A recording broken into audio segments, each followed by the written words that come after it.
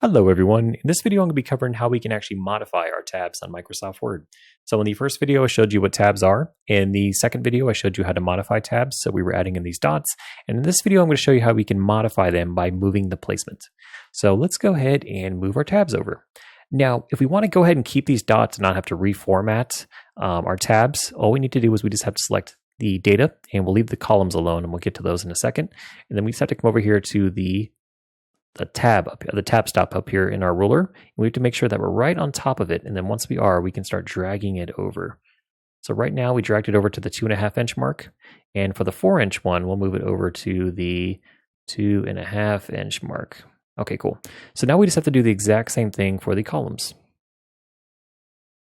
So move it over to 2.5 inch. Okay, and then the 4, we'll move it over to the 4.5 inch. Perfect. Now, we could have moved all of these at the same time, but the issue with that is that it would have moved everything, but it would have gotten rid of our dots, our formatting.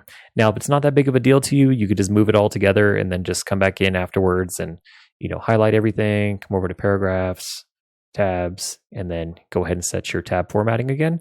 But this is how you were able to move the data while keeping the formatting, the tab formatting in place. And then, like I said, you just move the columns right after.